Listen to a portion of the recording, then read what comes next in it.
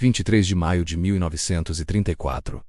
Uma estrada poeirenta em Bienville Parish, Louisiana. Em menos de 10 segundos, o silêncio da manhã foi rasgado por uma tempestade de chumbo. 167 balas de fuzis automáticos e espingardas transformaram um Ford V8, roubado em uma carcaça de metal fumegante. Lá dentro, o casal mais famoso da América não teve chance de dizer adeus. Para o público da época, eles eram uma versão moderna e armada de Romeu e Julieta. Mas a realidade era muito mais suja, desesperada e banhada a sangue do que Hollywood jamais te contou. Hoje, vamos desconstruir o mito e entender como dois jovens pobres se tornaram os inimigos número 1 de um país inteiro. Para entender o monstro, precisamos olhar para onde ele nasceu. Início dos anos 30.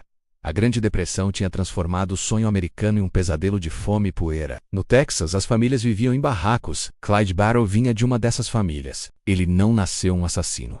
Ele foi forjado na miséria. Mas o ponto de ruptura foi a infame fazenda de prisão de Easton. Clyde foi enviado para lá por pequenos furtos, mas o que encontrou foi um inferno na terra. Torturas, trabalho escravo e abusos sexuais constantes por parte de outros detentos. Foi em Easton que Clyde cometeu seu primeiro assassinato.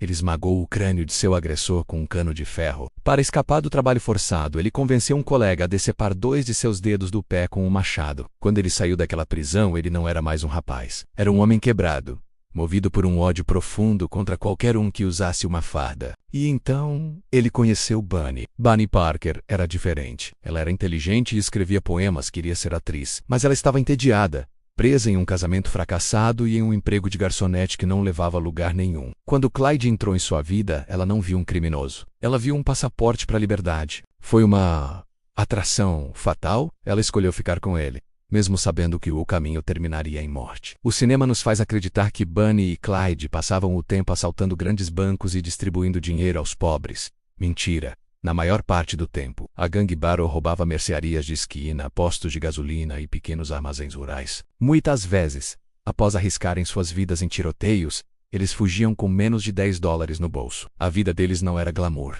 Era uma fuga interminável. Eles dormiam em carros roubados, lavavam-se em riachos gelados e comiam feijão enlatado frio enquanto vigiavam as estradas. Mas o que realmente mudou o jogo foi a violência. Clyde era um mestre da fuga, mas tinha o gatilho leve. Policiais e civis começaram a cair. Cada morte aumentava o desespero deles. Eles não eram heróis do povo. Eram fugitivos paranoicos que sabiam que o cerco estava fechando. A cada estado que cruzavam deixavam um rastro de viúvas e órfãos. Se eles eram apenas ladrões de pé de chinelo, por que ficaram tão famosos? A resposta está em uma câmera fotográfica deixada para trás em um esconderijo no Missouri. A polícia encontrou rolos de filme e, quando os revelou, o mundo viu algo que nunca tinha visto antes. Bunny Parker posando com charutos na boca, segurando espingardas pesadas, brincando com Clyde. Aquelas fotos eram sensacionalistas. Elas humanizavam os criminosos e lhes davam uma aura de bad boys rebeldes. A imprensa da época, faminta por vendas, comprou a história. Bunny se tornou a mulher fatal das manchetes. Mas, ironicamente, Bunny nunca disparou uma arma contra ninguém. Segundo os sobreviventes da gangue, ela era a cúmplice leal, a pessoa que carregava as armas e curava as feridas de Clyde. Mas para o público, ela era a rainha do crime. Mas a diversão acabou quando o estado do Texas decidiu que já bastava. Eles chamaram Frank Hammer, um West Texas Ranger lendário que já tinha sobrevivido a dezenas de tiroteios. Hammer não era um policial comum.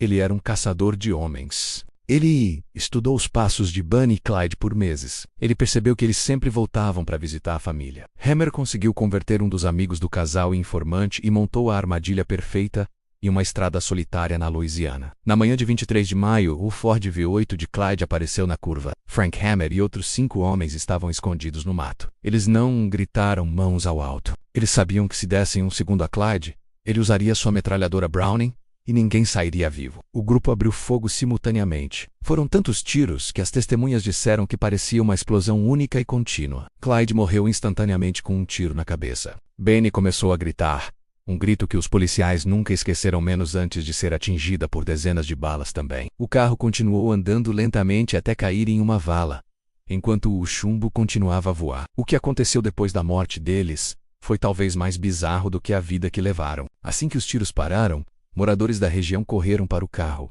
não para ajudar, mas para pegar souvenirs. Pessoas tentaram cortar mechas do cabelo de Bunny, pedaços de seu vestido ensanguentado e até tentaram cortar uma orelha de Clyde. No funeral de Bunny em Dallas, mais de 20 mil pessoas apareceram. Eles eram celebridades. mesmo mortos como animais. Bonnie e Clyde não mudaram o mundo, mas mudaram a forma como a polícia agia e como o público consumia o crime. Eles buscaram a liberdade e encontraram 167 pedaços de chumbo. A história deles não é sobre amor, é sobre como a pobreza e a violência podem transformar jovens sonhadores em lendas trágicas de uma estrada sem saída. E você acha que eles foram vítimas do sistema ou apenas assassinos frios? Deixe a sua opinião nos comentários.